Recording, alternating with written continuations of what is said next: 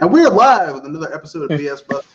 Now, I know I labeled this as the pre-E3, the final pre-E3 2019 podcast, but we've already got E3 news because why the fuck not? But before we go any further, I'm going to let the lady introduce herself, then the gentleman who rarely joins us, but when he does, it's always a blast. And, of course, ending it with Pinky. So let's go. Ladies first.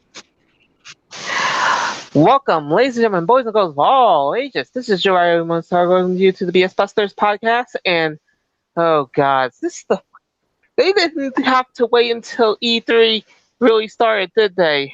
Well, I prefer to get the news early myself. But go ahead, Kenoshi. Yeah, I wouldn't mind if somebody just handed me a sheet of paper telling everything. Oh, by the way, it's Kenoshi Bombnito here to say I wouldn't mind if somebody just handed me a sheet of paper outlining everything that'll show up at E3. And be like, okay, all right, that's good. Yeah. I know what I actually want to see and what I can just ignore. Like E3's presentation, I didn't watch. I got the clip notes after it happened, and I'm like, I don't really give a shit about any of these games. Of course, in that presentation, well, we'll get to it in the podcast. Go ahead, Pinky. Hello, this is Pedophile, in fact, and I'm currently multitasking at the moment because I'm currently watching the Smash Brothers tournament at the Nintendo World Championship. Because they recently had their Splatoon 2 tournament, which at the end they announced a trailer for their final Spot Fest next month. So I expect that they're going to be announcing their next DLC fighter after the Smash tournament is over. Okay. Okay. Yeah. Okay. When they'll start the reveal. Okay, so this is Mr. Red Fox, owner proprietor of BS Busters. Let's dive into this pile of bullshit and see if we can bust it open.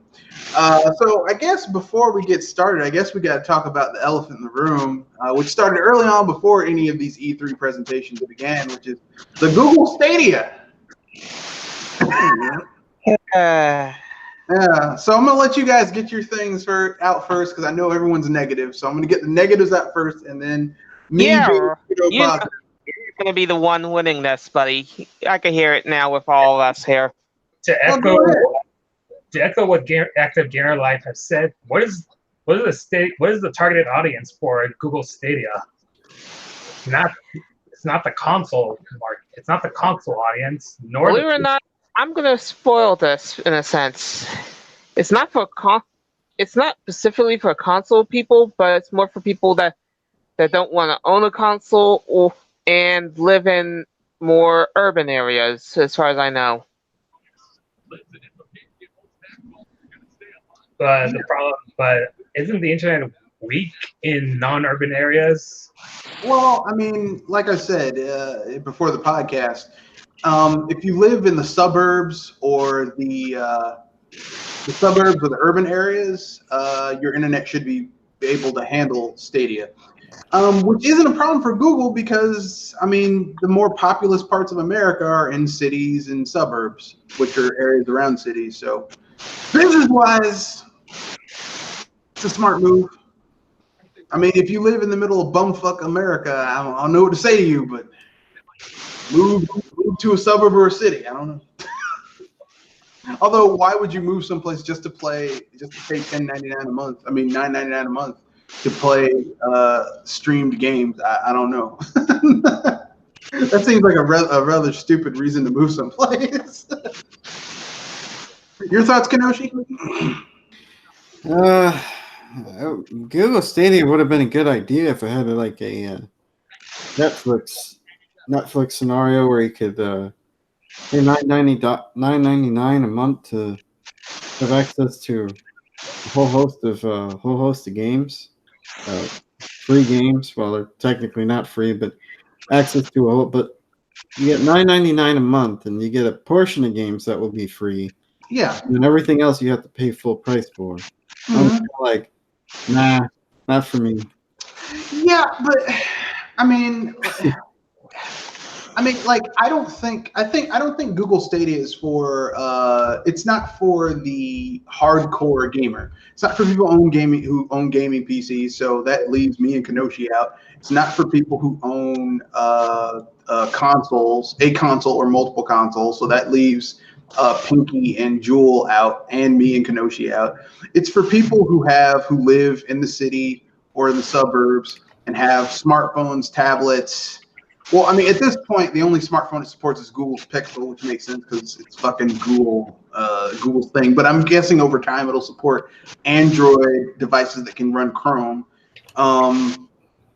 So basically, I mean, that's like, here's the thing. They're aiming for people who have devices that can run Chrome. There's so many fucking devices that can run Chrome. Yeah. Even if they just get like 10% of them, that's a lot of fucking money. Like, and that's before. Is that before or after counting the whales? Yeah, I mean, like, okay, right now for the bundle, for like the premium, like badass bundle for Stadia, it's like $129. But here's the thing, that's still way cheaper than a console. I mean, because think about it, if you get even on sale, if you get a PS4 and an Xbox One, an extra controller because you want to play 2 players, and 2 or 3 games, even if they're on sale, you're spending at least $300 to $350 for both of those consoles. Combine them together, you're spending $700 to $800 depending on what bundle you get, what games you get, whatever. That's about as much as you'd spend to build a gaming PC. And if you want to get all 3 of those, you're spending almost a little $1,500 to $1,600. That's still that's way more expensive than $129. Or $10 a month. I mean, think about it. If you do it for 12 months, that's same price basically, $130, $129. So I mean, at the end of the day, you're still. I mean, over time, you're going to spend that much over years and years and years. But you get what I'm saying? So. I mean, like, it's not for me, but I can see where people would want to do it. Like, if you want to play Destiny or whatever games they're offering that are part of the core service for the premium part of the service, and you want to just play those games, what I think Google's going to do in the future is probably connect the shit to Steam and Ubisoft's Uplay and maybe even EA's Origin, where if you own those games, you can register them to Stadia, and even if you have the free version, you can play your games any fucking place you want as long as there's a stable enough internet connection, and that would be cool. I don't care where anyone says that would be cool. I'm gonna say, you know what, Pinky? Yeah. And Kenoshi, hold on for me for a bit. I'm gonna try this. Fucking bullshit, fucking bullshit, fucking bullshit, holy shit, a fucker, fucking bullshit, fucking bullshit, fucking bullshit, son of a bitch. What the hell? Oh, motherfucker, goddamn bullshit, holy shit. Oh, holy shit. Bullshit, goddamn motherfucker. Oh, fucking bastard. Goddamn. Fucking shit. Some motherfucking bitch. Holy shit. That was a big ass lie out of you, Fred.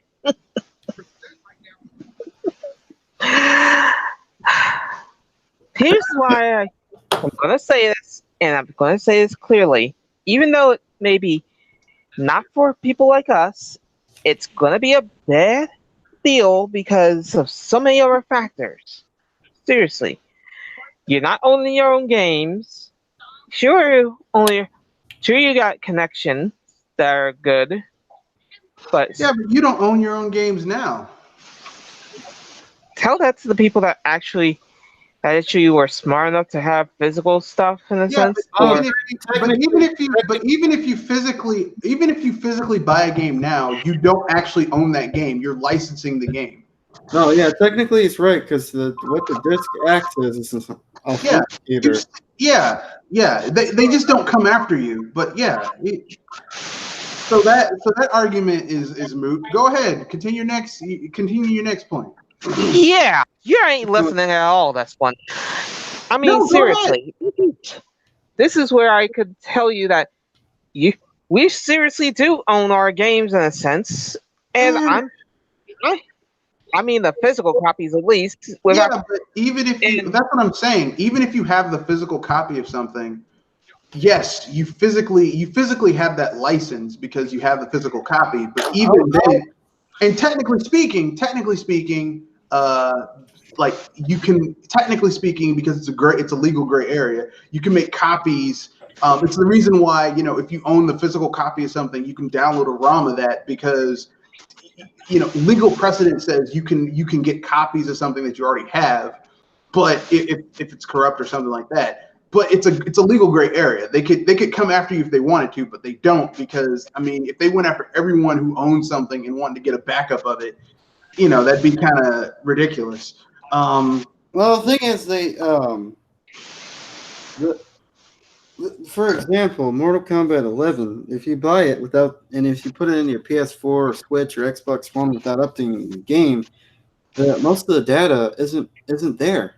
Yeah. There, you have to update the game in order to get everything that's supposed to be on the disc. So even if you buy something physically, even from back in the day, okay, back in the day, yeah, that was a physical thing you owned. But now that we've moved to a disc age and where there's like shit being downloaded to it, it's still what you have is basically it's proof of purchase, basically. Sadly. Yeah, I mean that's how a lot of the even with the cartridges, with Switch and the discs, they just act as it's a physical proof of purchase that you bought it. Yeah. And you're seriously not worried about lag? Well, as someone who's actually tested out Stadia, was part of the trial thing. Like I said, if you have average to above average internet, it's not really an issue. One at all. Seriously, even fighting games, action games. I already said you're not gonna play action. You're not gonna play fighting. I already said if you have average to above average internet, it's gonna be good. If you have shitty internet, I mean, like here's the thing, okay? If you have shitty internet, even if you don't have Stadia, if you have an Xbox One or PS4, you're gonna have a bad gaming experience. The Stadia is irrelevant of whether or not you're gonna have a shitty gaming experience. I'm saying this because if you think about it, fighting games and certain action games have intense precision. That's true. Lag is a killer of precision. Yeah, and like I just said, and no way are you gonna deny that with even the best of internet. Seriously. And like I just said, I mean, I said the caveat was you need good internet in order to use it. Oh, no. Here lies the problem. Not everyone has good internet. And I just said that. If you don't have good internet, you're not going to be able to use it. What? I fail to see what your argument is. I already acknowledge that. I said that if you don't have good internet, you're not going to be able to use it. But if you have average to above average internet or higher, you're going to be good. I was speaking in terms of countries outside of the U.S. Oh, well, because we know that Stadia is going to be coming out in other countries eventually. Yeah, and I said that earlier before you came on, Pinky. Believe it or not, the U.S. has some of the shittiest internet in the world. There are other countries that you would think are like third world countries and second world countries that actually have better internet than we do because they basically put their internet infrastructure in long after we put our infrastructure for our telecommunications in. So they actually have better internet than we do. So, I mean, really, they'll be in better shape with for people who use Stadia in those countries will actually probably be in better shape than we will here in America, which is kind of embarrassing. America, we're number one at pretending like we're number one. Red, you are unless someone else insults America. Yeah, we're number one at what? We don't have the best education system, health system. I mean, we used to be number one in fat people, but then Mexico took it back again.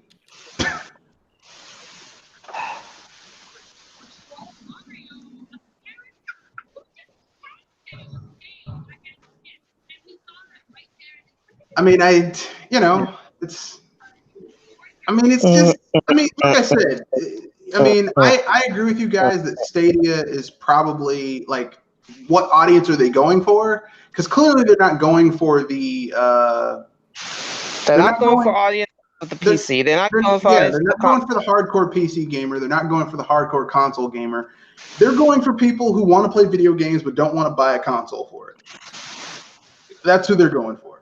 And that's a large audience. I hate that because okay, let's look at it just in America, right? I mean, despite like Microsoft doesn't tell people how many Xbox Ones they've sold, but I mean, let's say it's at 50 million in America, okay? And let's say the PS4 has sold like 100 million.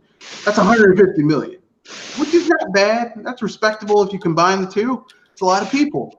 And let's say there's like 30 million hardcore PC people here in America, okay? So let's say 180 million of the crowd of people that will never get Stadia. But then there's like, arguably speaking, like 500 million people with Google-based shit. I mean, Chrome-based shit, Android-based shit. Like people who have decent internet and, a PC that's, it's not. They might want a game on it, but it's not powerful enough to run anything that they really want to play. But they have good internet, so they might want to play Destiny 2 or some shit like that. But they don't want to buy a console for it or get a new graphics card because some graphics cards are about as expensive as a new console. So, I mean, this is for them. This is for those people who want to play those games and don't mind spending $10 on it. To play it for a month, 2 months, whatever. Yeah. I mean, like I said, I personally, like having tested Stadia, I don't want it, but I can see where there's a market for it. That's all I'm saying. Yeah. I mean, I'm not like the people who think like, okay, let me put it this way. Okay, as a Nintendo gamer, I think Nintendo's going to be fine. Microsoft and Sony better be prepared to have their pants pulled down and have something stuck up their behind from Google. well, the thing is, it's just I don't think physical games are going anywhere because there's enough people out there who want that stuff, and the same thing with actually having being able to play games natively on hardware. That's not going to go anywhere. No, but I mean, you're going to see more and more digital and streaming stuff. I mean, it's kind of like this, okay? Just because Netflix became a thing doesn't mean Blu-ray and DVD sales have ended. People are still selling and making Blu-rays and DVDs. You get what I'm saying? Yeah. Like just because you can go to streaming services, you can still go to places and find CD sections. I just think that physical media for a lot of games is going to go to it's going to become like people who collect vinyl. And I'm someone who does collect vinyl. It's like, I mean, like, it's not going to be the preponderance. I think it's going to get to the point where it's going to be like maybe 10, 20, 30% of the people who play games are going to do physical. And the rest of it's going to be digital and streaming in the future. It's going to happen over the next 10, 15, 20 years, but that's where we're going. And, I'm not going to try and fight a fucking tidal wave. I'm not going to do it. Because if you try and fight a tidal wave, your ass gets drowned.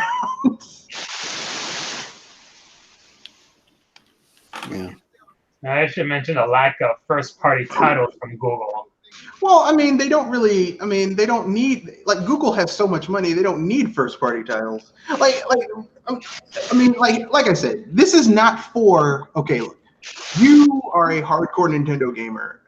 Jewel is a hardcore Nintendo gamer. Kenoshi is a hardcore gamer. I'm a hardcore gamer with a focus on Nintendo. Like, this isn't for us.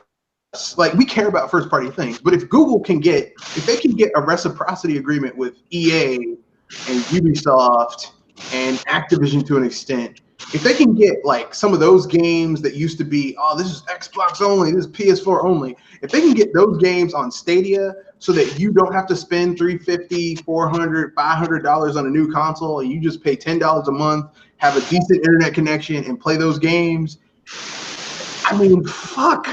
Like, I mean, I didn't think that Google would come up with something that would have Microsoft and Sony running scared, but god damn it, they did. It's amazing. I'm loving it because they've spent too long taking gamers for granted, and now they have to be serious, and I don't think they can pull it off. I mean, look at this list of games, okay? Assassin's Creed Odyssey, which, I mean, is okay. Borderlands 3, The Crew 2, Darksiders Genesis, Destiny 2, Doom Eternal, Dragon Ball Xenoverse. Okay, that game sucks. Elder Scrolls Online, Farming Simulator, Final Fantasy 15, fuck that game. Football Manager, Get Packed, never heard of it. Grid, okay, that's a pretty good racer. Guilt, that's pretty good. Just Dance, Ubisoft. Metro Exodus, I heard people like that game. Mortal Kombat 11, okay. NBA 2K, Power Rangers Battle for the Grid, Rage 2, Rise of the Tomb Raider, Samurai Showdown. That's actually going to be a pretty good game from what I've seen of trailers, demos for it. Shadow of the Tomb Raider, Tom Clancy's Ghost Recon Breakpoint, Tom Clancy's The Division 2, Tomb Raider Definitive Edition, Thumper, Trials Rising, Wolfenstein Youngblood. So, I mean, this is a nice collection of AA and with a few AAA games.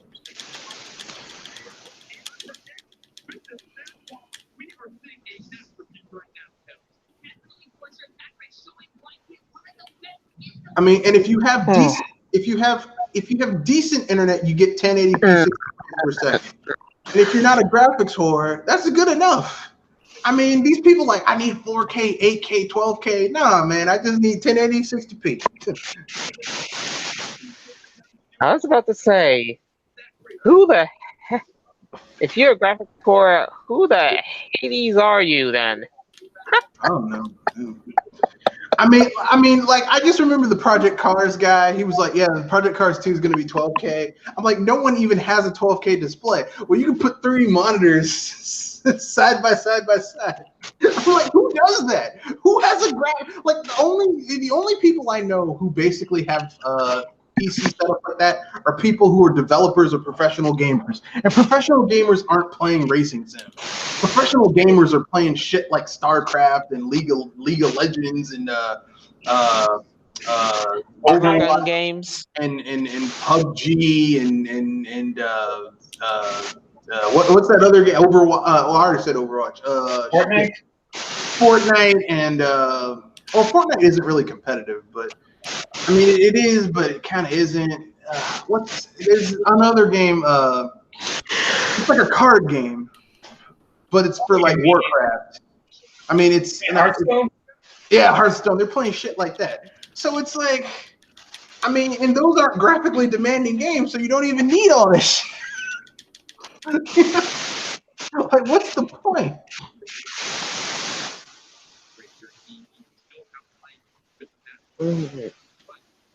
But it is what it is. It's launching in the U.S., Canada, and UK, and most of Europe later in 2019. So basically, U.S. is probably going to be their smallest market because our internet in America, unless you live in the city or metropolitan area, a city or a suburb of a good place, sucks.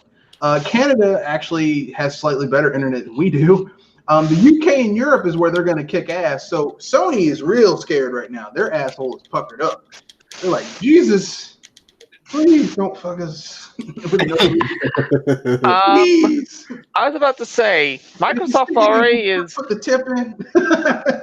I was going to say, Microsoft is already suffering from multiple lashes from trying to get into Japan. Do they need more punishment? I won't say they're suffering from lashes from trying to get into Japan because they never were in Japan, but from self-inflicted wounds of shooting themselves in their own ass with a gun. Point blank range. Yeah. I'm gonna kick my own ass. Oh. I'm so badass, I kicked my own ass. That's Microsoft.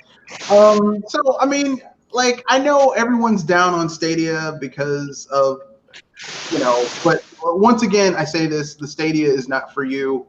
It's not for core gamers. It's for the casuals who want to play a video game and don't want to buy a console. It's gonna be a fail. Seriously. I don't think it is. Tell that to Ouya.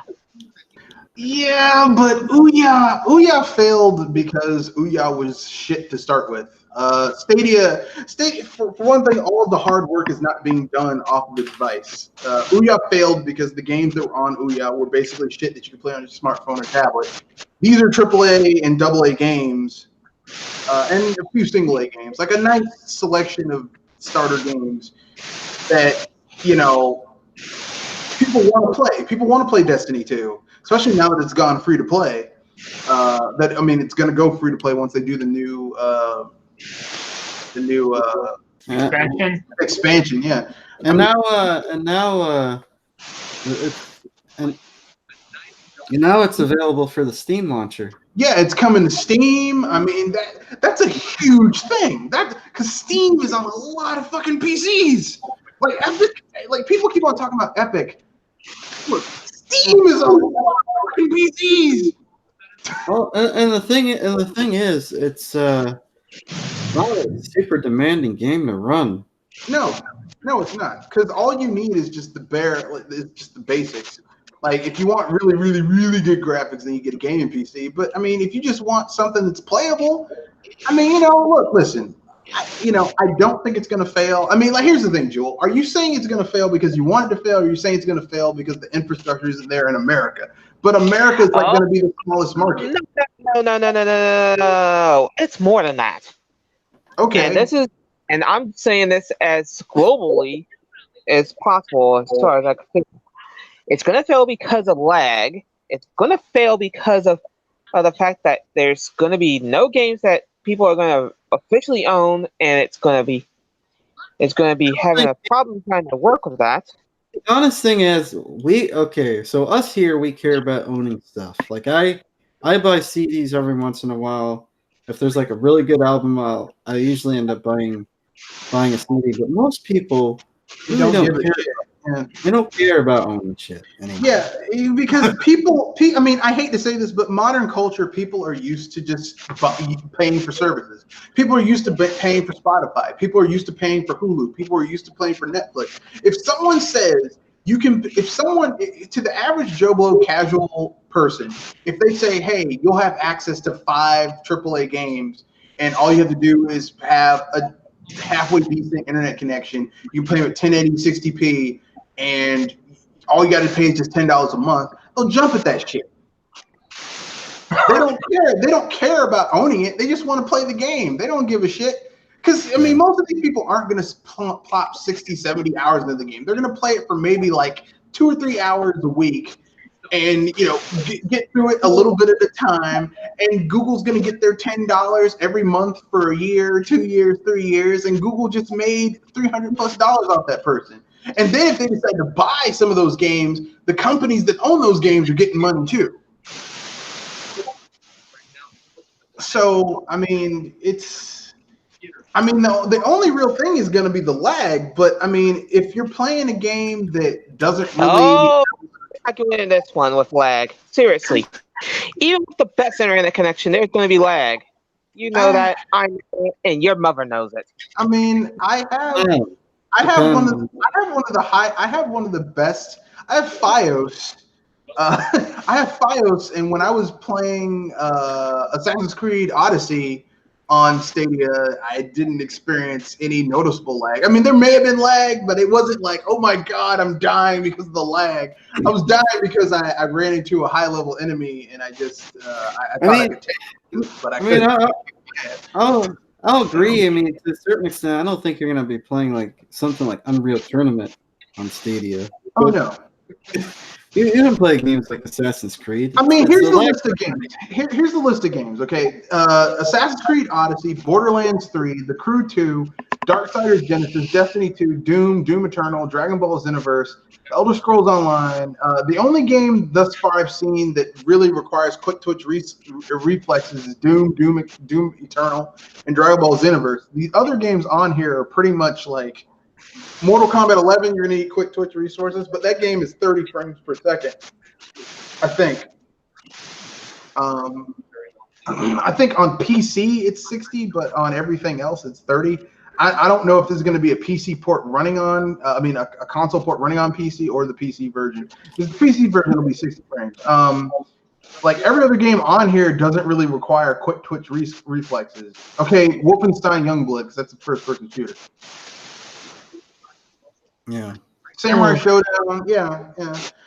I mean, like I said, I think the only way that you're really gonna have to have a really good internet is if you're doing 8K or 4K. But those are more expensive options, and I think like Joe Blow average user of Stadia is probably gonna just go with the $10 a month, which is like your bare minimum 1080p, no frills, get the job done. And I think there's even a free one where you're allowed to just buy the games off of Stadia and play them that way. You don't have to pay to access the service. Yeah, like if you pay $10, you get access to all those games with 1080p 60 frames per second. So I mean, like the only real hurdle that I can think of is, the internet connection. And I mean, if you have shitty internet connection, you shouldn't be getting this anyway. So, I mean, I hate to say this. It's kind of like some dude complaining about, man, this condom is not fitting. It's not fitting my junk, and it's like a Magnum, but it's too big. Man, that's your problem. Like the problem goes deeper than the condom, my friend. It's not the condom's fault. It's not fitting, sir. It's not the condom's fault. It's your fault. That's basically how I feel about people saying that their internet's not good enough for Stadia, because it's like your internet sucks. I mean, have people forgotten that when Netflix first started streaming, like if you had a shitty internet connection, you couldn't use it, like period. You just couldn't use it. Like you could try, and the shit would be in buffer for like you might get through maybe like 30 minutes of that movie or TV show or whatever. It's not perfect, but I mean, It's one thing when it's something that is out of your control and you're just being a passive observer. But seriously, with something that's interactive, you could be right. The only reason I say that I don't think it's going to be as bad lag wise as you is because I've actually seen where Google was like adding infrastructure, like physical infrastructure, laying down FiOS and adding new servers and upgrading shit. Whereas a lot of other companies, they're like, we're working on our online. Well, I haven't seen you lay any FiOS or upgrade your servers or anything. You just want people to pay out money for shit. Now, because Sony did the same thing where they're like, yeah, we're upgrading our servers. Well, how come your shit's always going down every 3 or 4 months?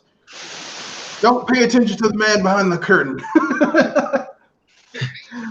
But I think we've exhausted the Stadia thing. Let's move on.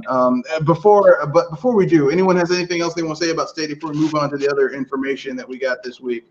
Nothing at the moment because I'm too busy watching the finals. Okay. The new Star Wars game that they announced at the. We're getting to it. That's not Google Stadia, man. Okay, fine then. We'll go to E3. We'll go to EA with their bullshit. Okay, the Star Wars Fallen Jedi game. Let's get to it. Let's just get it off our chest. Who's looking forward to it? I haven't actually seen the trailer because I was busy watching the World Championship. Because I forgot that EA has their E3 event. On general principle, who's looking forward to a Star Wars game from EA? No. I was about to say, after what happened last time they messed up something in Star Wars, are you really going to trust EA with another game? Let me put it this way. I'm a black man who is 33 years old, and once I get to around 35, I'm going to have to start having certain procedures done to me to make sure I don't get colon cancer. And I'm looking forward to that a little bit more than I'm looking forward to anything coming from EA and Star Wars attached to it. Does that explain how I feel about The Last Jedi? I mean, The Fallen Jedi. Whatever the fuck it's called. Last Jedi too. Fuck that movie too. Fuck that movie and fuck The Fallen Jedi. Fuck them. I was like, you just got me laughing good. Seriously, if you were getting excited for The Last Jedi, I had to be laughing my rear end off. No, I wasn't. That's how I know I fucked up. I'm like, But you notice I turned it around. It's like I'm looking forward to getting I'm looking forward to my colonoscopy more than I'm looking forward to anything coming out of LucasArts or EA concerning Star Wars. Even The Mandalorian, I was down. I'm sorry, I can't do it anymore. I can't do it. I mean, like, okay, I saw the demo for it, and here's the thing. Okay, here's my it wasn't as impressive, at least to me, but it wasn't bad. No, it looks fucking generic. Yeah, it looks generic as hell. It looks generic as fuck. But here's the thing: of all the species, here I'm gonna brainstorm a Star Wars game that I like to play. Imagine if it's after Order 66. And you are a Padawan who hasn't constructed your lightsaber, but you managed to escape. So you basically you're someone who has to survive in this world where people are hunting down Jedi. So you have to basically blend in and not act like you have any Force abilities. While at the same time, you also have to survive, but you're not a human. You're one of the myriad of fucking races. You could choose to be any of the myriad of fucking races that exist in the Star Wars galaxy. You can be a Twi'lek. You can be a Rodian. You can be a Bothan. You can be a fucking Cadian. You can be a fucking whatever race. You can be a Wookiee. Well, you can't be a Wookiee because they'll enslave your ass. They'll put a collar on your ass and make you turn you to a slave. But I mean, you have a large array of. You can even be a Gamorrean, one of those big pig motherfuckers. I mean, just a large array of races. But no, what do they choose for this fucking game? Just some white guy with a lightsaber. Because we don't want to do anything outlandish. It's a galaxy far, far away with the myriads of amazing things going on, and your protagonist is just some white guy, not a Twi'lek. Nothing, just some white guy. Probably could have made up a species or something.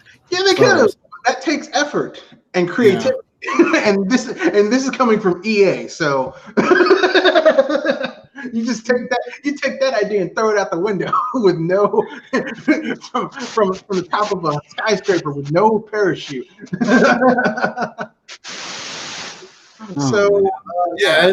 It looks generic.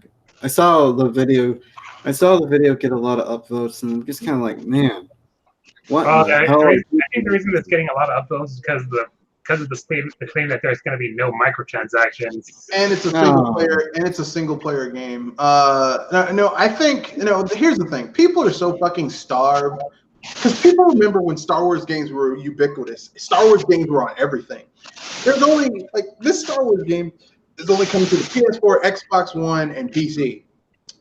Conveniently, they're forgetting the Switch, which is like the hottest selling system right now, because they're like, "Fuck you." When you get on the Switch, you get the last gen version of FIFA, except updated rosters for 19. That's what you get on the Switch. So not even the new FIFA. You're getting the old shit with a roster update. Oh, I know something. I know a lot of you guys probably don't care about this, but the motion blur in the trailer was horrendous. Absolutely. Oh, I mean, it is a demo, by the way. So I know that motion blur is usually used to hide certain flaws within the game, but I see if they were smart, they would have went with the old back in the day N64 fog, and they could have hidden everything. Yeah. The Order 1886 people knew that. Yeah, that would have been a lot more tolerable than that. Motion blur makes me sick. Yeah, I turn it off in my games because even though I have a PCU that can do it, it just doesn't look weird. But anyway, yeah, I give no shits about. I give no shits. I give no fucks. No fucks given about EA Star Wars. After what EA pulled off already with their chance at Star Wars, I trust them as much as I trust what's for dinner at the Wookiees. So the Smash tournament just finished, and Japan won with a Mii fighter. Wait a second. Yeah, that makes Swordsman, sense. gunner, or Swordsman. Fighter. Huh? Yeah, that Swordsman. that makes sense. But yeah, basically all I'm saying is this: I have no in the other information they showed, we're bringing modes that should have been in Battlefront 5 from day one. We're bringing them now. No one gives a shit about because no one's playing Battlefront 5. They're like, we got a new character for Apex Legends. It's like no one gives a shit. No one cares. Because that game had a precipitous drop of its player base after a month. Like it's just EA just can't get their shit together. They're like someone who just have you ever seen the Three Stooges where they have like a continuous set of pratfalls? Like someone slips down the stairs, and they step on a rake, and then they step on a water hose, and then they fall into a. And let's not forget all the smacks between each other that goes from one person to another and to another to another. No. The smack isn't going on. It's just a series of just consecutive pratfalls where the same thing just keeps, and then they keep on slipping and falling on their ass the entire time. It's like a series of pratfalls. That's basically what EA is like right now. It's just a series of consecutive, just you fucked up. You fucked up. You fucked up. And they deserve it. They brought it all on themselves. I really do not give a flaming fuck about EA failing because they brought it on themselves because they're stupid. Anything else anyone wants to say about Star Wars: The Fallen Jedi and how generic that game looks? Now we can move on to another E3 title reveal. Has anyone noticed that game looks kind of like a PS3 game? It looked like it was they weren't. Looks like they weren't trying to lie after Anthem because I don't know.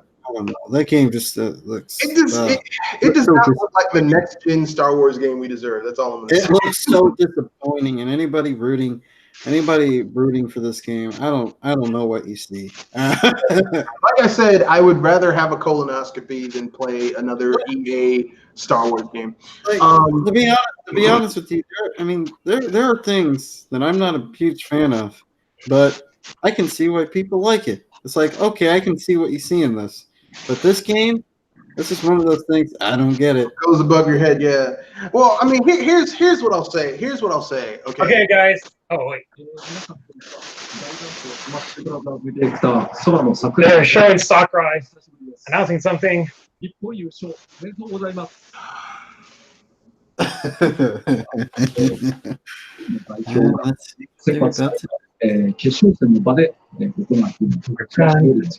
have a nice Smash ball here. Getting up to this point, there are many fierce battles. I have a good idea. Why don't I mute you and then you can tell us afterwards while we continue with the podcast? All right. Do so. Yeah. You tell us later on.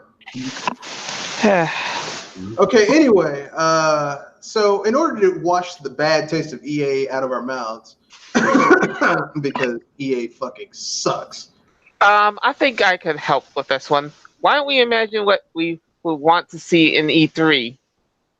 Well, actually, I was going to talk about something that would make you and me very happy, Jewel. They're making a Baldur's Gate 3!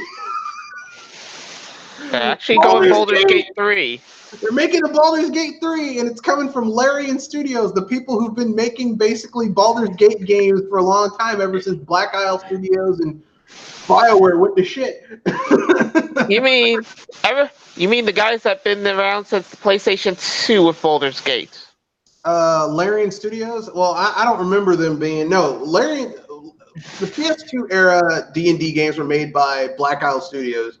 Larian Studios are the people who make Divinity, like the Divinity games. Divinity Original Sin, Divinity Origins, Divinity 2. They've been making basically Baldur's Gate style computer RPGs for a long time. And they're making Baldur's Gate 3! That actually sounds pretty neat. Yeah. So for those of you who want to scratch that D&D itch, it's coming. It's coming. It'll probably come out next year, but there you go. Aren't you happy? As a D&D player, I hope that Baldur's Gate actually gets some deeper respect. Yeah. And here's hoping they put in a really good cheat console so I can create a super character who has all 18 stats across the board and then go around dual wielding and slicing and dicing the shit out of everybody. Yes, I cheat in D&D on computer RPGs, okay? Sue me. Yeah. I can hear the DMs of the world screaming in fear as you smite their level 100 characters. Well, I mean, the only reason I do it is because I like having characters who can do everything. You know, like I can be charismatic enough to get that charisma thing when I do a dialogue check. I can be strong enough to do a feat of strength that passes.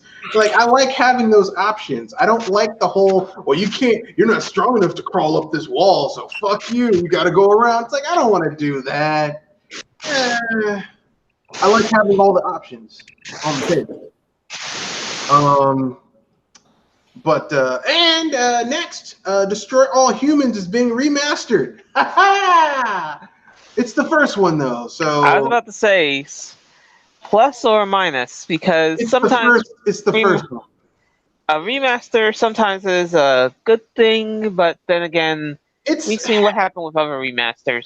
It's a remaster of the first Destroy All Humans. The only reason I'm kind of hesitant is because the first Destroy All Humans is not that good. It's not terrible. It's just not that good. Like if this is a ground up remaster and not just a reskin, like they're actually adding elements from Destroy All Humans 2 into this game, it'll be good. But if it's just like, oh, it's prettier, but it's the first game, man, what do you think, Kadoshi? Kanoshi. I never played either of those games, so I don't know. I just think everybody wants to try to get their money back, try to get more money out of these older games because everybody's doing it now. So I'll be right back.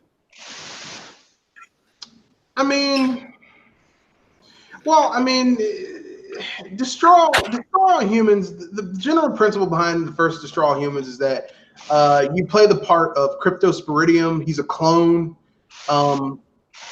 He belongs to this race of aliens called Furons, who are basically they're the big-headed, short green aliens from popular culture. But the Furons basically way back in their race's history, they got rid of their sex organs and just resorted to cloning. What they didn't realize is that if you clone yourself so many times, it leads to clone degradation, so they're dying off. So basically, back in the day, before they got rid of their sex organs, they experimented on humans and combined their DNA with human DNA.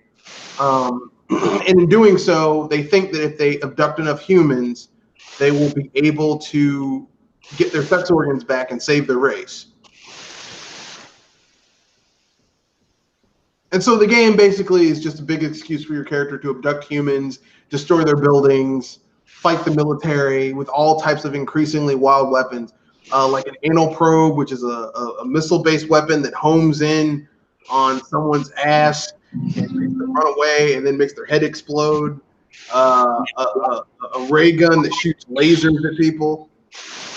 Any breaking news for Smash Brothers, Pinky?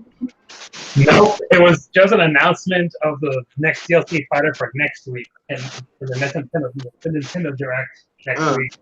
It would have been cool if Sakurai popped up and said, "I have a special announcement," and then zipped his head and turned into an alien and flew away. That would have been cool. So yeah, would have been cool. So I see you guys are talking about the Destroy Human remake. Yeah. So basically, yeah, they're doing a remaster of Destroy All Humans. I saw the trailer for it. There's no real gameplay shown. The trailer looks cool, but that's about it. It's Destroy All Humans. I mean, like I said, if I had my druthers, I would do a remake of Destroy All Humans 2. But I guess if they're doing a new engine, it would make more sense to do the first game and then do the second game next year with the new engine. You get what I'm saying? Yeah. So. But anyway, if you want to play a game where you play as an alien who abducts humans and does sick, twisted experiments with them in order to get their DNA so that you can reconstitute your sex organs for your species, and you like having the voice of Invader Zim as your boss, Pox, and a guy who's doing a weird panoply of Christian Slater and Jack Nicholson. Who sounds kind of like this, you filthy monkeys. Then yeah, it's Destroy All Humans is for you. I mean, really, the game's not that. The game's gameplay is serviceable. What's really good is is all the wacky weapons and the voice and the comedy involved with it. But like I said, Destroy All Humans 2 is better at that than the first game. But anyway, they're doing a Darksiders spinoff called Darksiders Genesis, which I guess is the prequel to the entire Darksiders series, where you get to play as all four horsemen. It's like a Diablo game, though. So, but you can play as all four horsemen. You play Strife, War, Death, Fury.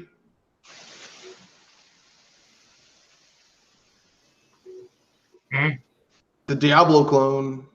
I mean, if you absolutely have to play a Diablo clone and, the current version of Diablo sucks, this is for you.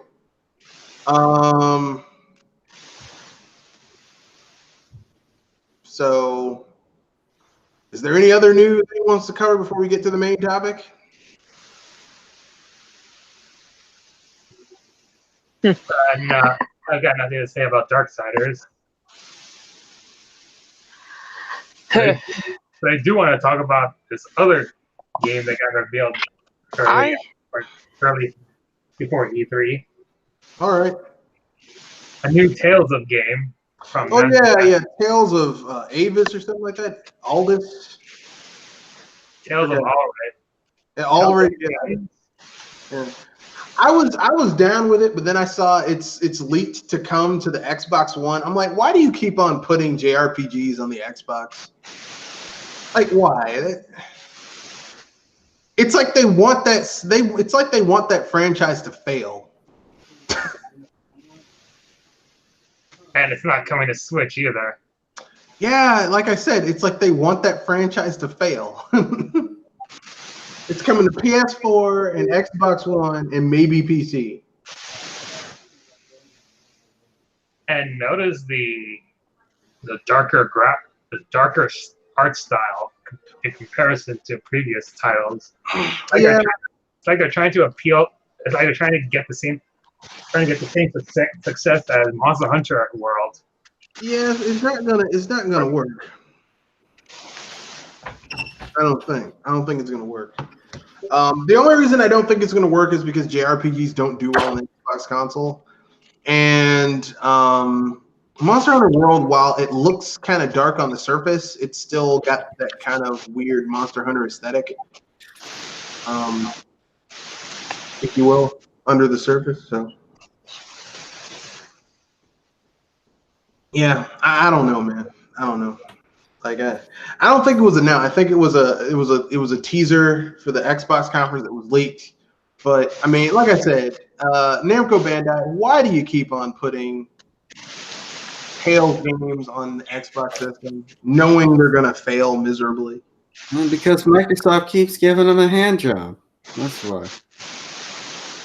Like, it makes no sense. It literally makes no goddamn sense to keep on putting. People don't. When you're getting a hand job, you're not really thinking straight. No, because look, everyone thinks like a hand job is great. It's like or even better, a blowjob is great. But would you get a blowjob from someone with a meth mouth where their teeth are all fucked up? Like, no, I wouldn't. I'd be like, no, I'm too afraid my dick would get infected with something in your mouth. Well, Microsoft does have a lot of money, so you know. Hey man, there isn't enough money that can cure meth infected dick. Hell, that's an Namco Bandai.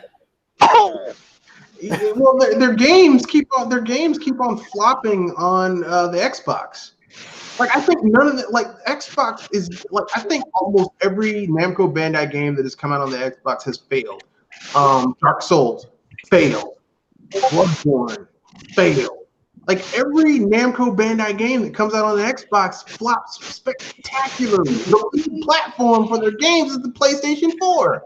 It's Sony platforms, which makes sense because most of their games really hit their stride sales-wise on Sony platforms.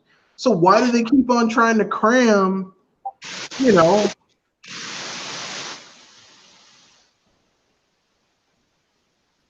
I don't get it. I'm turning to Shokio. They just don't get it. It's confusing. You don't get it. You just don't get it. He doesn't sound like that. I just like making him sound like a buffoon with my imitation voice. Nintendo just don't get it. Namco Bandai just don't get it. Yeah. I mean, I thought maybe it was Hideo Baba is the reason they were doing this, but they're still doing it. So, I mean, and now that Hideo Baba's gone, they're still putting Xbox games on.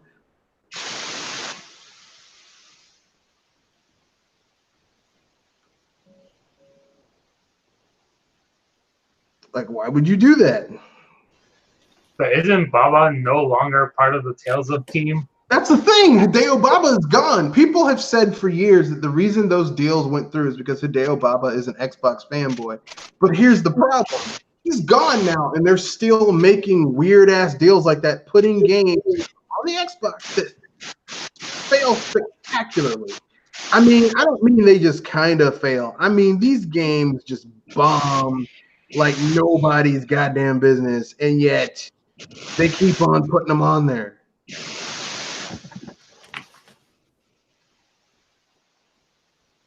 Yeah, I don't know. I mean, I don't get it. Like, okay, look, listen. Okay, if you put a game on a system and it fails spectacularly, makes sense why you wouldn't put the next game on the system on there, right? But if you put a game on a system and it's actually, you know, not failing spectacularly, then why do you keep on? You know, I don't get it. You know, I just don't get it. You know what I mean? I don't understand why you keep on doing this. Like you know, we also have some other news.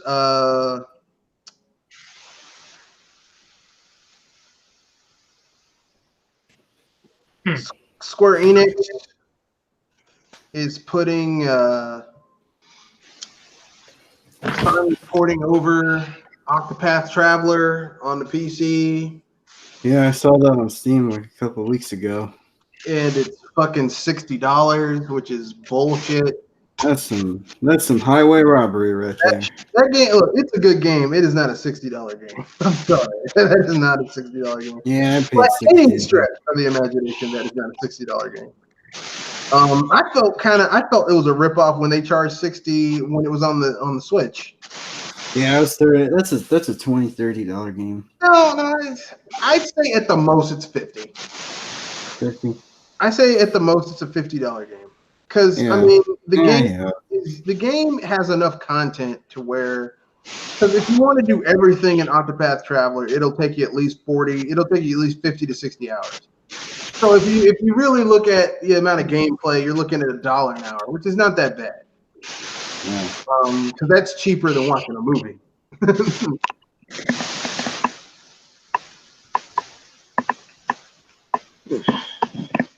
But I mean, I think overall, it's just not.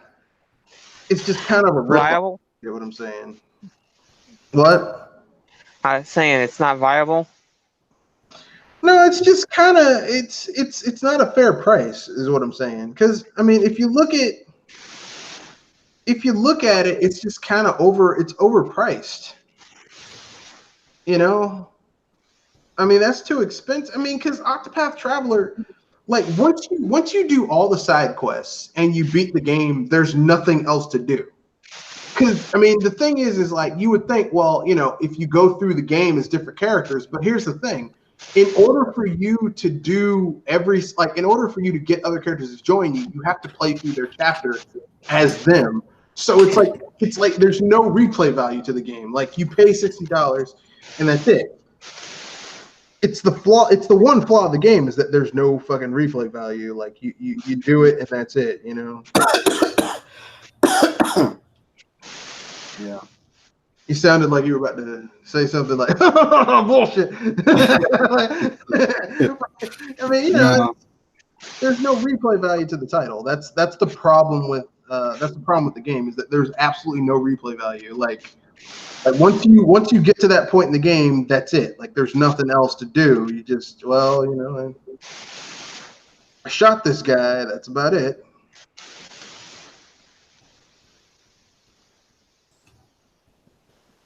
I mean, I'm not saying that's a bad thing. I'm just saying that that's just how the game rolls. I mean, you know.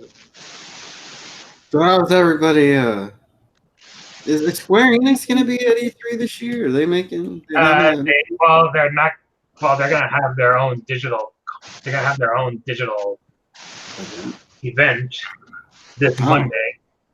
Oh, so they're not gonna have a stage presence. That's good. I mean, I wish everybody had a digital event. So they're not going to waste people's time with bullshit yet again.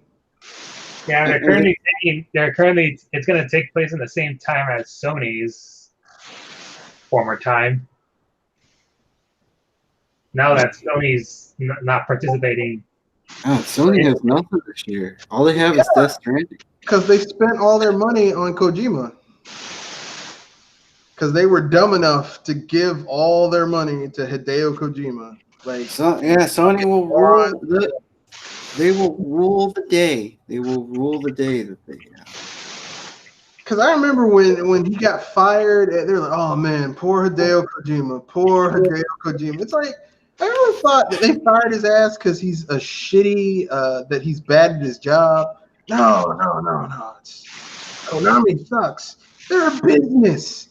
They're a for-profit business. Businesses exist to make money. Okay, all right.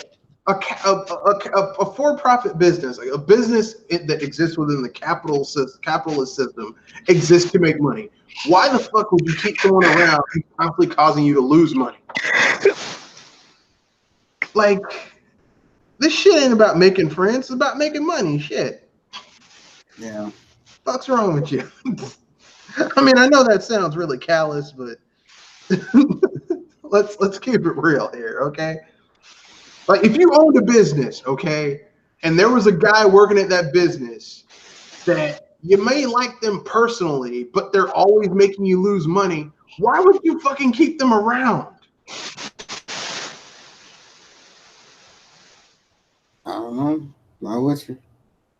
Kick them out. Waste of space. Their ass Liability. their ass has to go. I'm sorry, you know.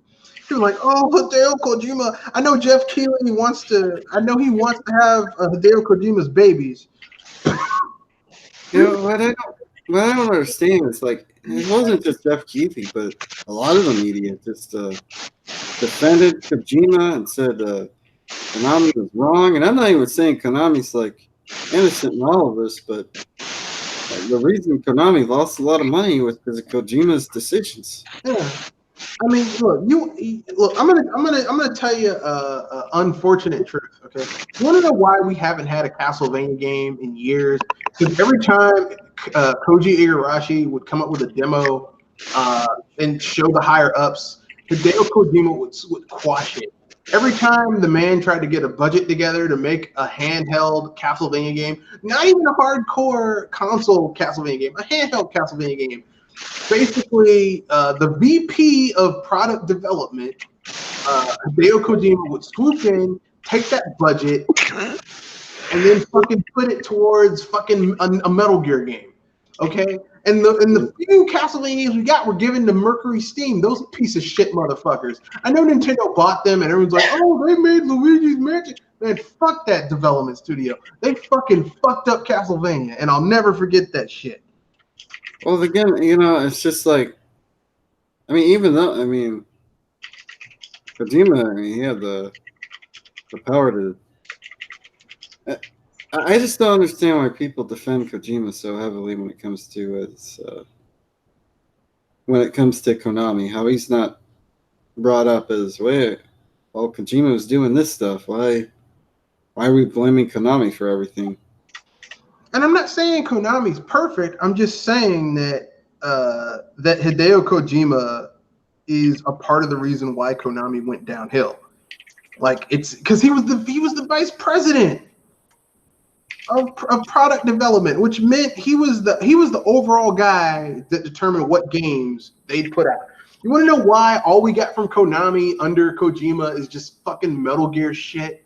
No Contra, no Gradius. None of the legacy shit they were known for. Just a whole bunch of fucking bullshit.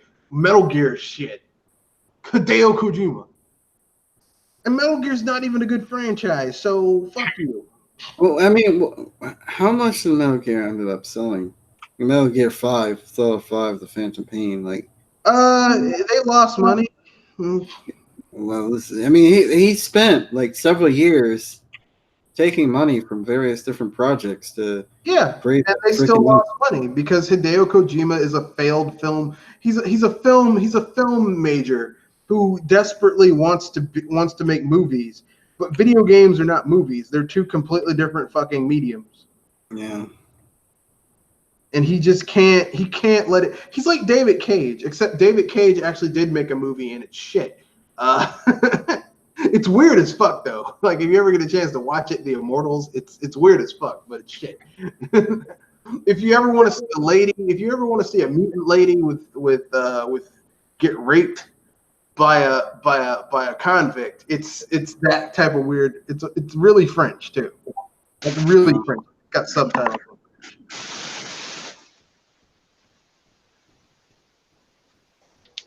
I bet the translation is just as weird too. Well, it wasn't dubbed. It's subtitled in French. I'm saying the subs. I'm sure reading the subs is actually a heck of an experience. Subs pretty good, but you just get what I'm saying. Like, overall, it's just like people have this fucking love affair with Hideo Kojima, and I'm like, dude, he's not as good as you might think. He's not this, Tell that to the cult of Kojima. The Calvary is here to save their parents from the droves of Bodom, and then try not to laugh as they early fall off a cliff. Yeah, these people have this fucking love affair with Hideo Kojima. Oh my god, Hideo Kojima! I was about to say they make the VGA love of certain people look tame. Yeah, like I said, Jeff Keighley should just admit. He just come out and be like, "Look, I'm gay, and I want Hideo Kojima to fuck me."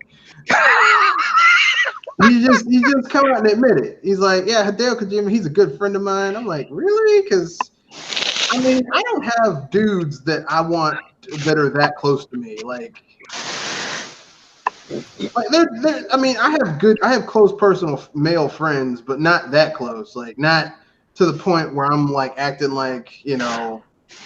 Like this guy's this guy is the guy that gives me all kinds of benefits, and in return, I get benefits in return. Yeah, like the way Jeff Keighley was talking about Hideo Kojima at that video game awards that year, it was like, man, if Hideo Kojima was here, they'd be making out behind that couch. That's how he was talking. Like they'd be, I mean, I'm talking like hardcore, like tongue in mouth, making out. Nobody wants to picture that. Nobody. Not with Jeff Keighley, no, but that's what would have happened. The way he was talking, you know what I'm saying? Jeez. The way he was talking, he was like, yeah, Jeff, he's a good friend of mine. And they wouldn't let him. Like, man, look, I know he's your friend and everything, but I hate to break this to you, but Hideo Kojima's a fucking fraud. He's a fraud and a thief. Sounds like. He's creatively bankrupt. All right? Yeah, I said it. And I wish someone would say some shit to me about it. Oh, how could you say that about Hideo Kojima? He's Hideo Kojima. How could you say that? Very easily, I could say that he's creative. He's a hack and creatively bankrupt because he is. I'd be like, I can say it again 100 more times in 5 different languages. And he hasn't made a good game in years. Okay, like the last good game he made was Metal Gear 2. That was on the MSX, okay? That was a long time ago.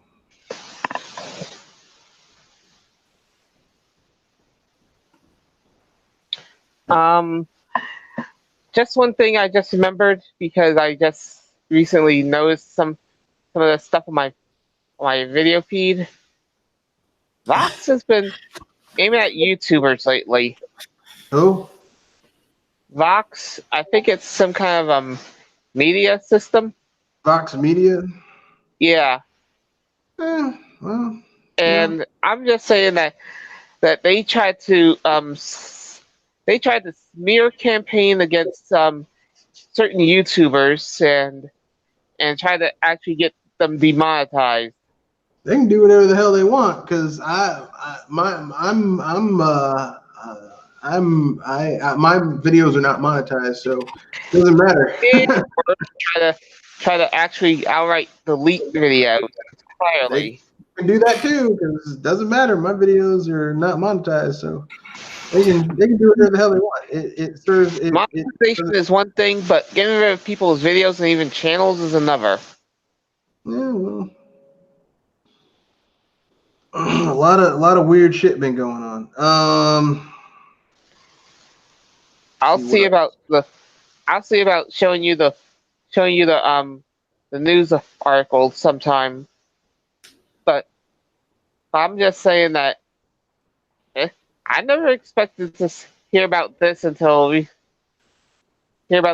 recently, where some people's having some weird complaints.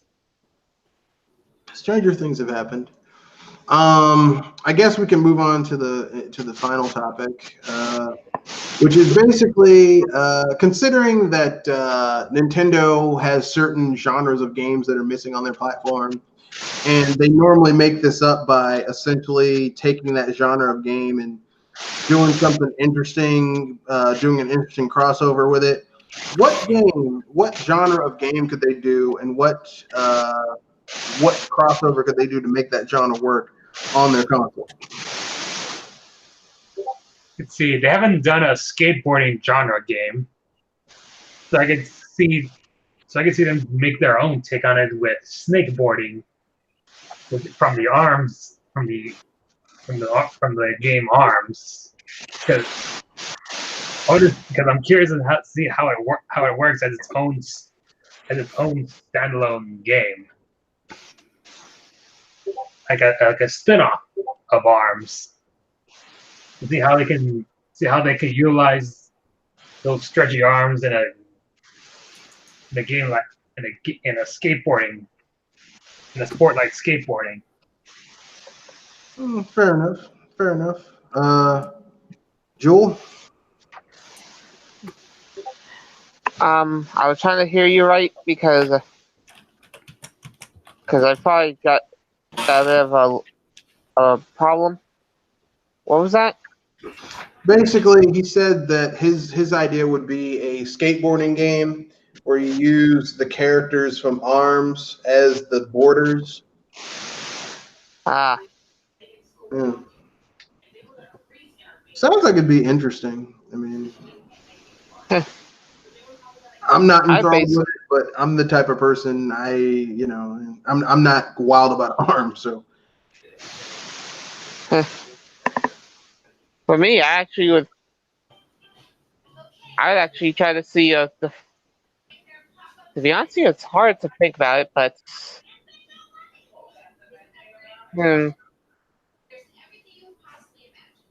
I I basically want to see racing racing games of a different kind, like how Bomberman did racing games with certain creatures. Why don't we have a Mario racing game that has different creatures? So it might compete with Mario Kart 8. I thought at least be a different role, and well, it might open up some new ideas. well, or they could just bring back Diddy Kong Racing. That would really. Or they could give it a Zelda skin since it has horseback riding. Oh God, no. I was about to say that's a bad idea with Zelda because I seriously, gagged a how little many bit in my modes of mouth when you said that. transportation do you have in that game? No, I really don't want a Legend of Zelda like racing game for some reason. That just doesn't really. So I can see it only work. Though I can see it only work if it takes place in using the Toon Link art style, the associated art style, like tuning games. I was saying that you're still limited in a sense. I mean, there's only horseback, while Mario has clouds, Yoshis, turtle shells. Heck, there's even some odd modes of transportation to use. Cloud cars, those weird dolphins that in the Japanese version of Super Mario World Yoshi can eat. Yeah, Uh, and there's even carpets. yeah, flying carpets in Super Mario USA, aka Doki Doki Panic. Bloopers, Raphael Raven, Gargantua Blarg, those weird rafts in the lava levels. There's just a lot of shit there's a lot of vehicles you could do in a pure Mario racing game that's different from Mario Kart. Yeah, that's what I was thinking, because seriously, Mario has a lot of ways to transport instead of just his feet, so why not give those guys their own time to shine? I have an idea. What if they did a Donkey Kong Racing, but instead of like Diddy Kong Racing where they have carts, it's Donkey Kong Racing where you have carts, but you also have like mine carts from the games. Like that'd be a vehicle. It would be kind of like Kirby's Air Ride, except like the different vehicles have different characteristics. Like the mine cart has shitty handling, but when you smash into someone, it like does They damage. get flow.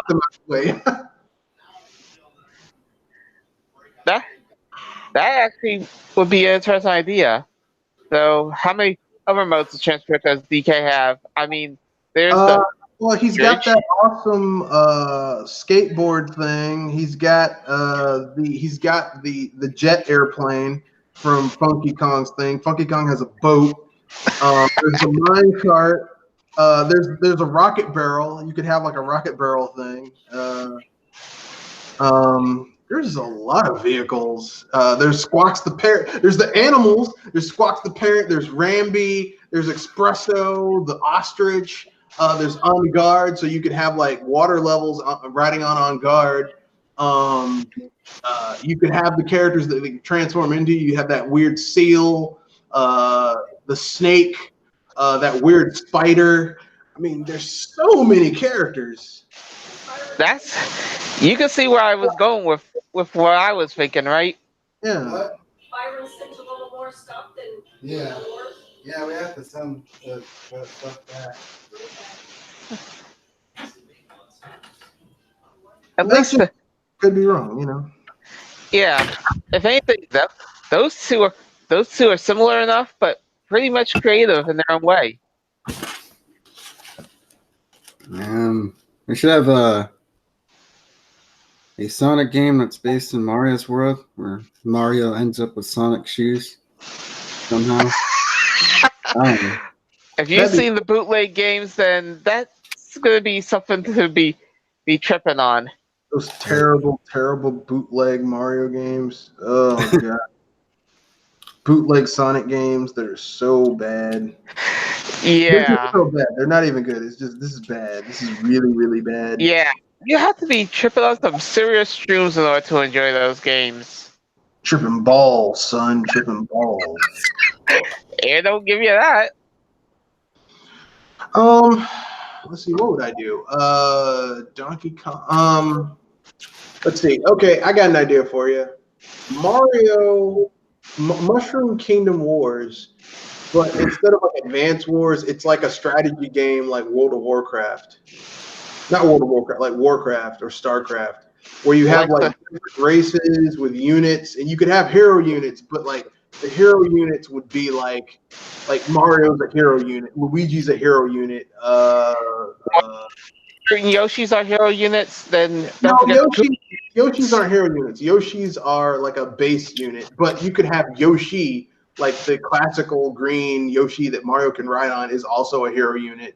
Yeah, that's what I was thinking. Certain Yoshis. Yeah, you could have like, but then you have Bowser, and Bowser has his own hero units. So like, you could have like the Boom Boom and Bang Bang. Yeah, or the Hammer Brothers, the two Hammer Brothers, or Kamek, or you could I mean, I don't know if you could. Well, this is a dream game, so I don't care. You could have like as other hero units. You could have the Axum Rangers from Mario RPG. Legend of the Stars. Yeah, you could have the Axum Rangers.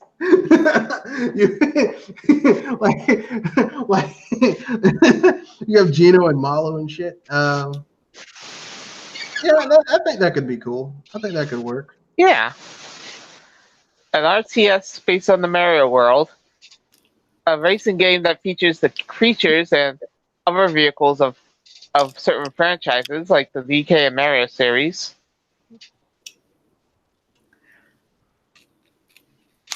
I say those are pretty big, solid ideas. Let me think. What else? Other characters. You could do a Legend of Zelda. No.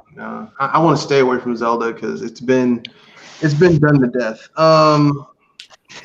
Please tell me that you didn't think Zelda the Tactics game.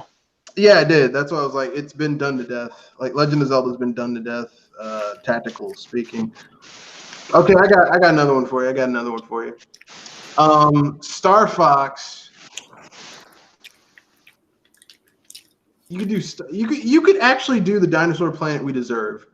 No Fox McCloud, just Crystal, her own game. Would she play like Turok? Not really. I mean, Play more like Dinosaur Planet before it got reskinned into a Star Fox game. Yeah, Dinosaur Planet basically was kind of like a Legend of Zelda knockoff, kind of, except it had jumping in it, and like it was like Ocarina of Time, except it had jumping. So it was an adventure game. It was, and then they put Fox McCloud in it, and it just kind of went downhill from there because it's like, what the fuck are you doing here, man? Like the final boss just goes from being kind of an interesting villain to it's just Andros. Oh, joy.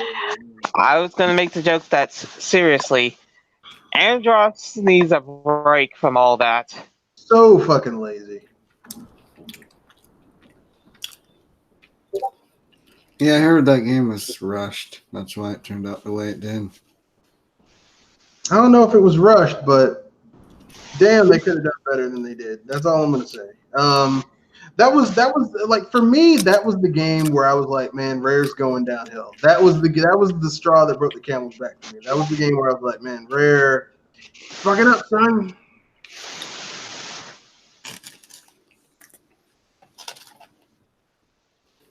Then they sold their company to Microsoft, and that was That's the when end they of really fucked up. Look, we thought Dinosaur Planet was when they were fucking up, but when they sold their company to Microsoft, that's when they really fucked up. We were like, Rare, you're fucking up. Oh, no. When they sold themselves to Microsoft, that's when they really fucked up. Because if you sell yourself to Microsoft, you don't give a fuck about quality. Or making good games or, being good at anything any goddamn way. But yeah,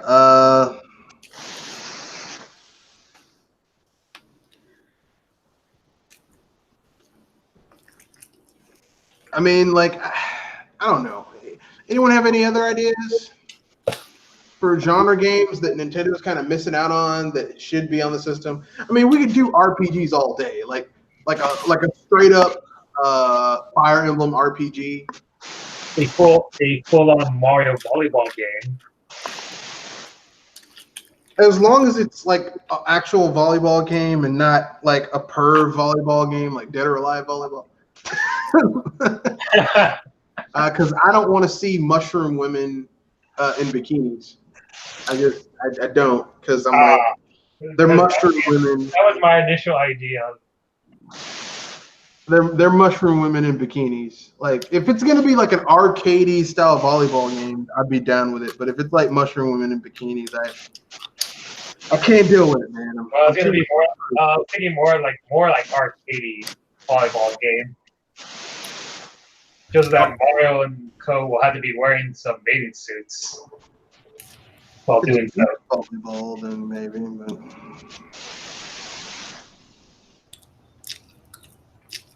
I don't know. I've played real volleyball. I'm not really enthralled with it.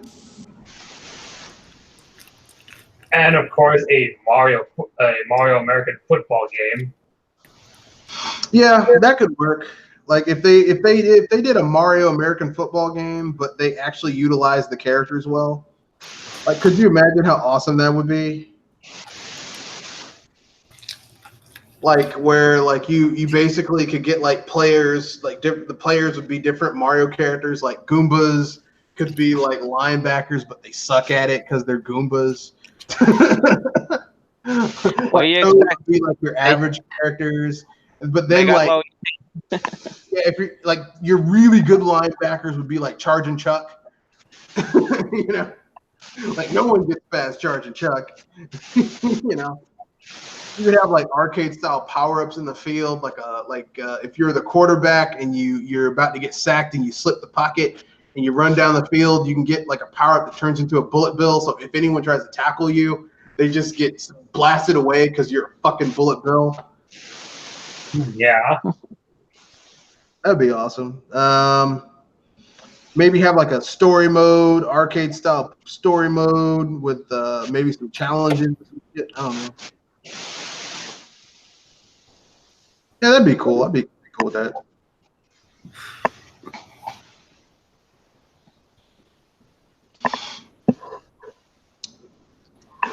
Finally found the article. Oh, angry gaming YouTubers who turn outrage into views. Yeah, though, so the ones that were in that article, they actually were feeling slandered because of it. Outraged. Okay, here's some YouTube views.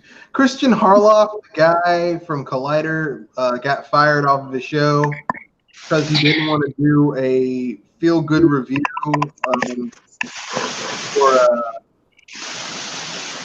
forget what it's called. Let me look it up because I don't want to get this wrong because I just want to say Christian Harloff.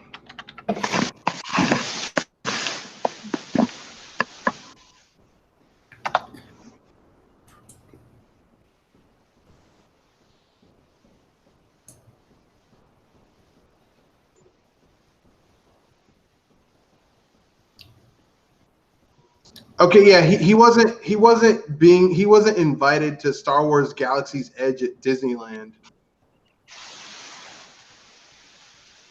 Just because he didn't go to Disneyland, he got crying, didn't he? It goes a little bit deeper than that. See, the thing is that his big thing is that he runs a YouTube game show that's like really heavy on Star Wars stuff, and it was really up to his production crew to do it. It would be the equivalent of if you were a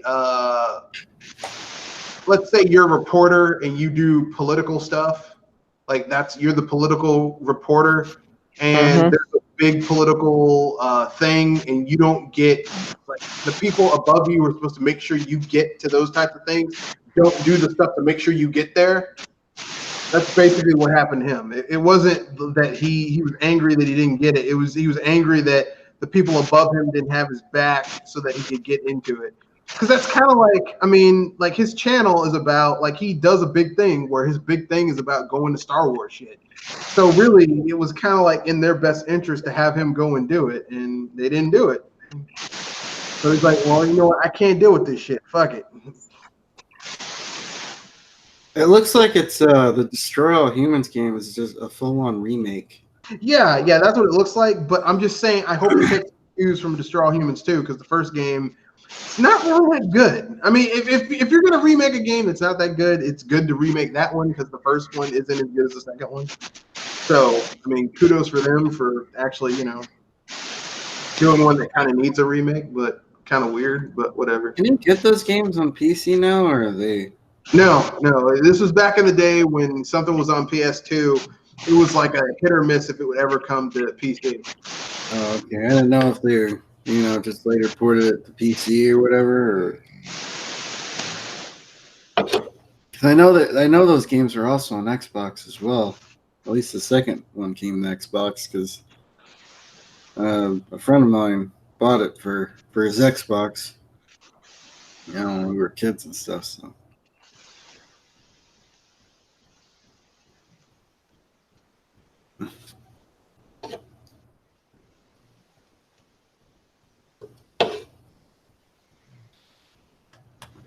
So,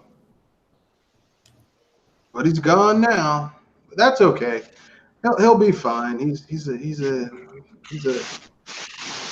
white guy. He'll be fine. Jack Hall. Hello, Jack Hall. Thank you for watching our channel, our show, our BS Busters podcast. Thank you. Good night. Any other crossovers anyone thinks Nintendo could do that they're kind of missing out on that could kind of be done?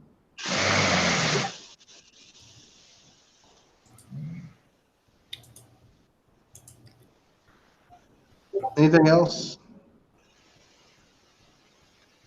Nothing at the moment. Oh. Okay then. Anyone have anything they want to pimp out before we wrap things up? Oh, we can talk about the recently announced ukulele game. Oh yes. I talked about this a little bit while we were off air before we got started. Yeah, to me it looks like the next generation, like the real Donkey Kong Country. And it's from the developers of Donkey Kong Country. They even have the guy who did the voice for Donkey Kong. I mean, not the voice, the music for Donkey Kong Country, David Wise. He's back again. The David Wise? Yes, the David Wise. He's back. David Wise, who is he again? He's the composer of the Donkey Kong Country games. Yeah. Okay. And Grant Kirkhope. He's the guy who did the music for Donkey Kong Country 64 and Banjo-Kazooie, Banjo-Tooie, Conker's Bad Fur Day, Killer Instinct. Well, Killer Instinct was Kirkhope, and Grant Kirkhope did a few of the dual music, but that was really Robin Graham. But yeah, overall, yeah, Grant Kirkhope did a lot of that music.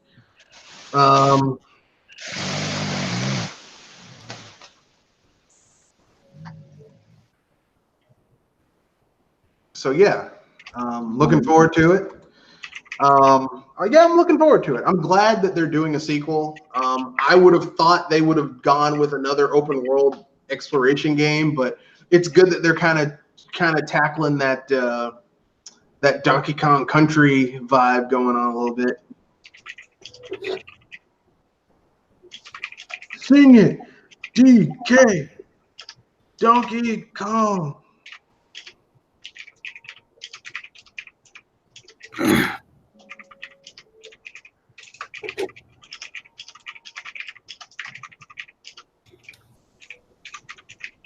So yes, I am quite happy that they're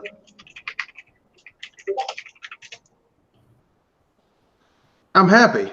Yeah, I think Grant Kirkhope is the guy who wrote the Donkey Kong rap. That's so many people in my age group were so fond of that rap. That's so cheesy and lame and stupid, but we love it. Sing it, DK. It's memorable. It's memorable. You Go remember? on, Cranky, take it to the fridge. It was catchy. Yeah, you don't even know till the end that Cranky Kong's the one who's scratching the record on the turntable. I'm like, damn, I did not know the original Donkey Kong could get down like that. But considering that he came about in the 80s, it would kind of make sense. Cranky always was kind of he was way cooler than you thought he should have been. He should have been when he wasn't hitting you upside the head with his cane. Back in my day, I beat this game. I would have beat this game in 15 minutes. Yeah, shut up, old man.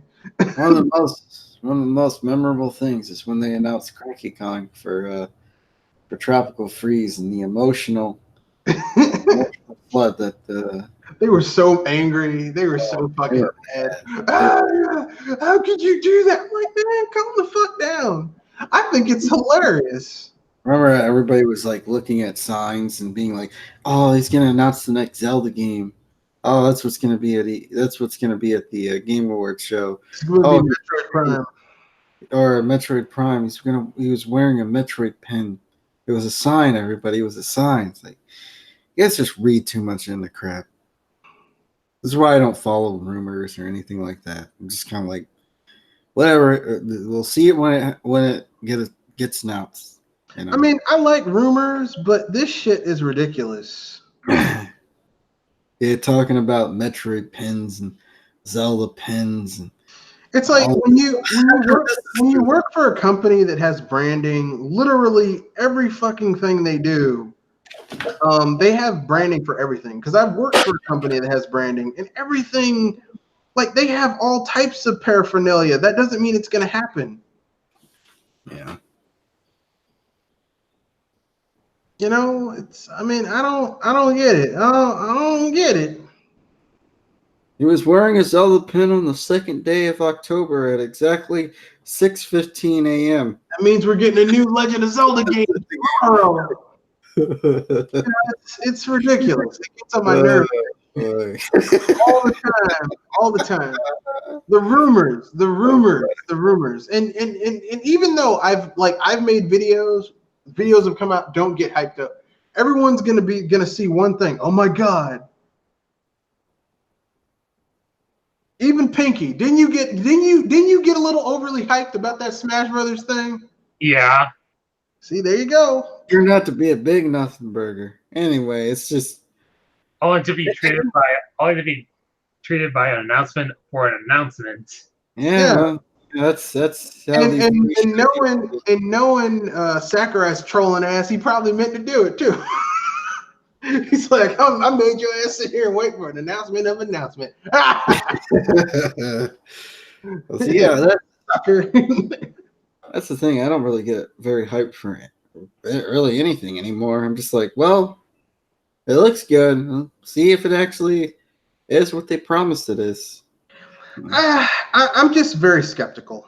I'm a skeptical person, and people are going to be like, well, why are you skeptical? I'm skeptical because so many times we've been lied to from various companies. Not Nintendo so much. They tend to under promise and then over deliver. But a lot of other companies over promise and then under deliver. So often. They're like, man, this game's going to be great. And then the game comes out and it turns out to be kind of shitty. Yeah. I mean, have we forgotten Anthem? Remember, everyone's like, man, Anthem's going to be, like everyone keeps on saying this is going to be BioWare's return. And I'm like, why do you keep on saying this shit? Because BioWare has been shit ever since the founders left that company. All right.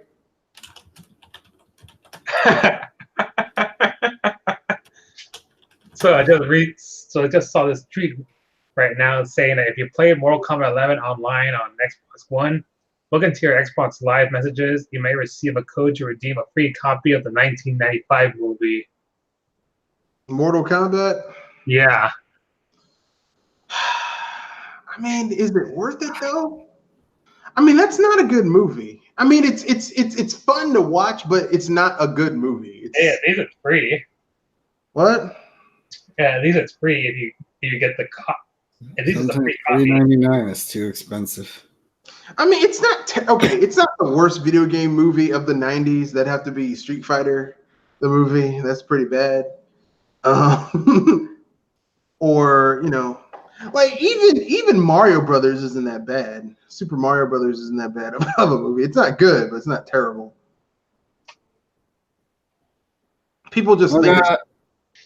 Guys, I'm gonna head out. I'll talk right. to you guys next Saturday. And all right. I don't really have a sign off or anything to pimp out. I'll probably do a cast Thursday, Wednesday, either probably Wednesday night. So probably be around 8 or so, talking about all the stuff at E3. So E3 sucks. No, I'm joking. I'm looking into the future. It's gonna be terrible now. I don't know. Okay. E3 will be what E3 is. E3 2019 will be what E3 2019 is. That's all I gotta say about that. So, talk to you guys later. All right.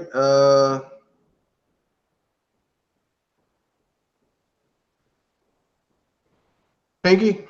Anything you want to pimp out before we wrap things up? Well, let's see. Let me find anything else. Oh yeah, next week, Orange will be holding its final Party Crashy Bash event because they're having a tournament. So if you care about ARMS, next week is the last time you will really be able to play the tournament mode, because I mean they might give you the ability to make your own tournaments and then have them with your friends. I guess, I don't know. That'd be cool, but I'm not holding my breath for it. I mean, just because the devs for Splatoon 2 announced that there's going to be a version 5.0 update where you can now play you can now toggle to play Splatfest versions of maps in private battles. Yeah, I mean, I guess that's kind of cool. I mean, it would be cooler if you could basically like rent out a room and get like 4 of your friends together and face another 4 people and do your own Splatfest. But it is what it is.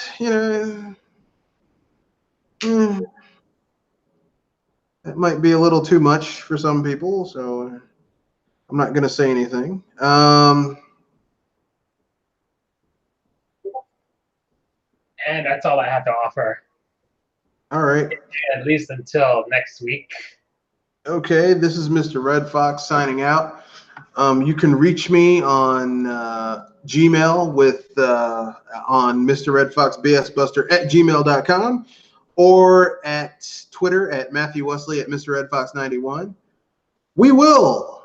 I'll definitely be doing a midweek cast this Wednesday. So we'll be talking about E3 and Nintendo and all that stuff. And we will be doing an E3 recap on Saturday next week that covers everything. So, we're going to be talking about all that cool shit that people like to talk about E3. We'll be talking about Nintendo and Microsoft and the third parties and the PC show, which I think only Kenoshi and myself will care about because a lot of other people don't really PC game on the channel, but I do. So that being said, that's the end of the podcast. Remember, rate, comment, share, subscribe. And I'll do Jules' sign off. Fuck Google Stadia and hype responsibly. Good night. I did.